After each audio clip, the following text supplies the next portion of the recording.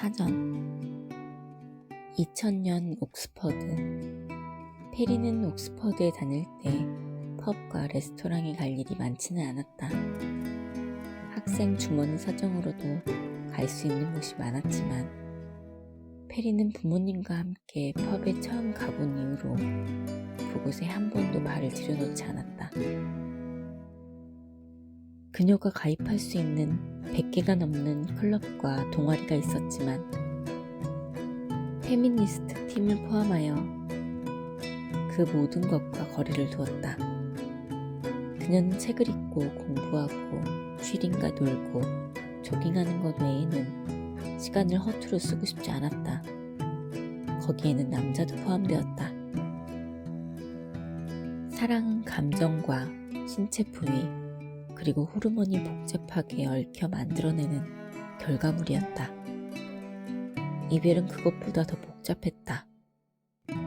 서로 오가는 로맨틱한 사연들, 점심 식사, 저녁 식사, 산책, 사소하게 그지없는 문제로 벌어지는 다툼들, 그리고 화해. 사랑은 힘든 일이었다. 마찬가지로 우정에도 관심과 노력이 필요했다. 간혹 마음이 끌리는 학생이 나타난다고 해도 그녀는 모두 친해지려고 하진 않았다. 혼자였고 따로 놀았다. 그녀는 자신에게만 통용되는 슬로건을 만들었다. 공부, 공부, 공부. 학교생활 내내 우수한 성적을 유지했던 페리는 처음으로 자신의 학습 능력에 문제가 있다는 것을 정확히 알게 되었다. 그녀는 연구 내용을 학습하는 데에는 문제가 없었다. 그러나 세미나 수업에서 토론에 참여하고 과제를 써내는 것은 훨씬 어려웠다. 모국어가 아닌 언어로 자신을 표현하기는 쉽지 않았다. 그녀는 끊임없이 아버지를 떠올리며 아버지가 자신을 자랑스러워하도록 힘써 공부했다. 그녀는 옥스퍼드에서 뭔가를 이루기 위해서는 영어 실력을 향상해야 한다고 생각했다.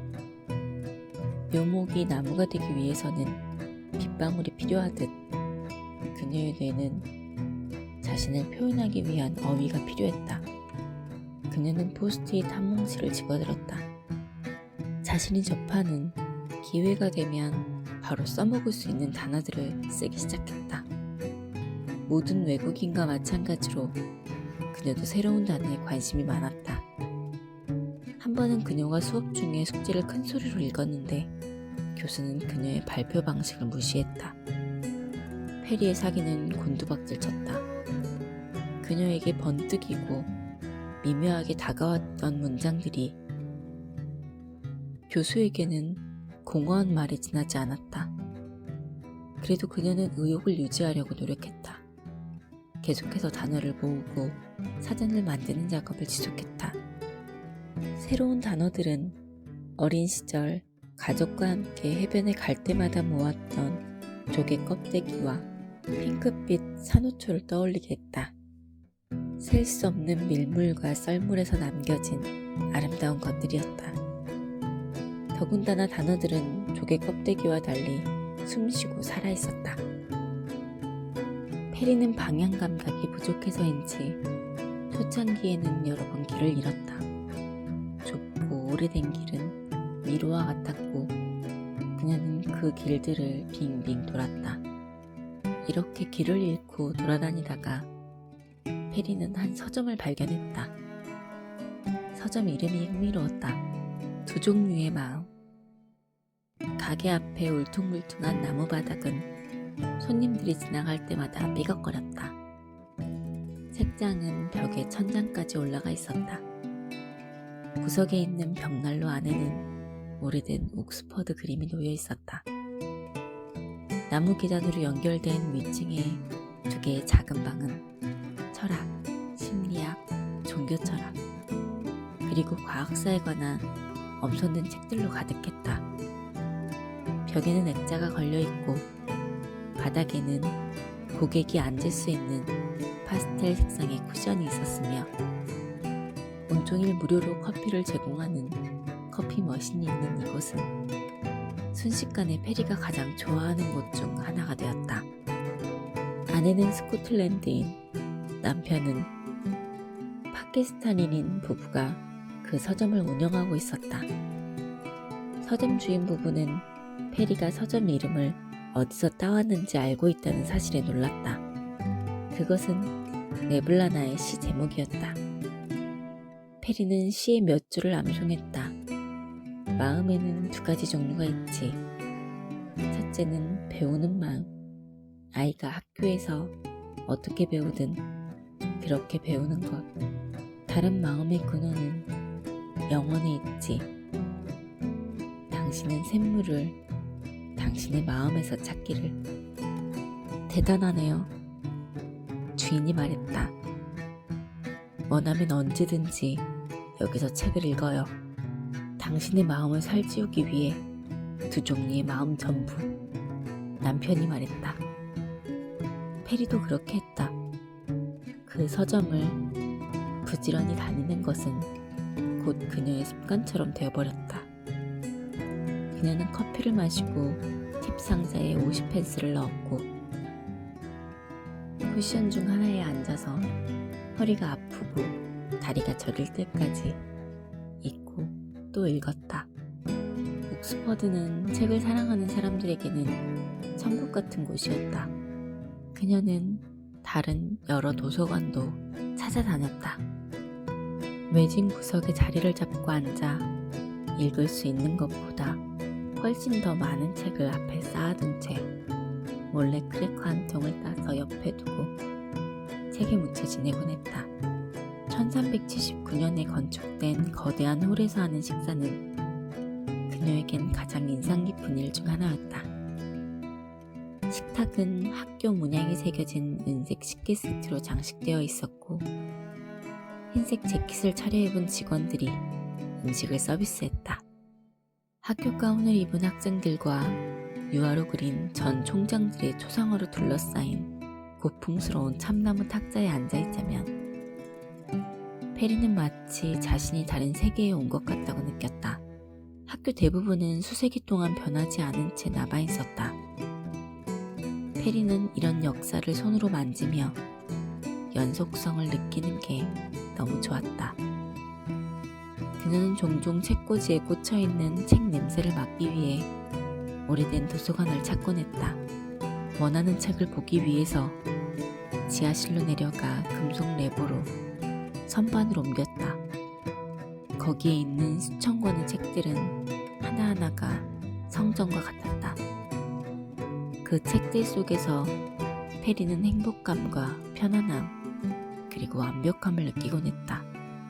이상하게도 그녀가 지적 탐구에 빠져있을 때 가장 많이 떠오르는 생각은 하나님이었다. 그녀는 자신의 이런 상황을 그 누구에게도 설명할 수 없다고 생각했다. 그건 그녀가 독실한 신자도 아니었고 영성이 심오하지도 않았기 때문이었다.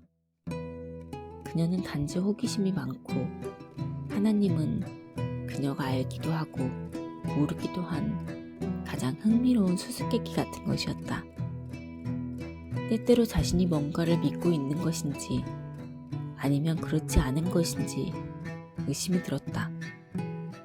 그녀는 이 사실을 누구에게도 털어놓을 수 없었다. 문화적으로 본다면 페리는 당연히 이슬람 신자였다. 라마단 기간이나 명절에 맛볼 수 있는 이슬람 문화의 수많은 것들이 그녀의 마음을 따뜻하게 만들었다. 이슬람은 페리에게 어린 시절 추억과도 같았다. 친숙하지만 너무 추상적이었고 알고는 있지만 아주 멀게 느껴지기도 했다. 페리는 튀르키예인 대부분이 기독의 의미도 묻지 않고 아랍어로 암송하는 게 이상하다고 생각했다. 그녀는 낱말을 좋아했다. 어휘 하나하나가 조심스러웠다. 금방이라도 깨질 것 같은 달걀처럼 한자 한자 소중하게 손에 쥐었다. 생명으로 가득 찬 작은 심장의 박동을 피부로 느낄 수 있었다. 그녀는 낱말의 의미를 찾았고 구원을 연구했고 의미의 차이를 중요하게 생각했다. 그러나 많은 신자는 아무 생각 없이 기도문만 암기했다. 자신들이 본 모든 아랍 문자가 신성하다고 생각하는 사람들도 있었다. 아무 생각 없이 모방하고 하나하나 찾아보는 것보다 무조건 따라하는 것을 선호하는 사람들. 그들은 말했다. 믿음은 가슴 속에 있고 질문을 벌여야 답이 나온다. 그러나 페리는 질문하고 고민하는 것을 좋아했다. 페리는 일기에 이렇게 썼다. 신앙을 가진 사람들은 질문보다는 답을 원한다.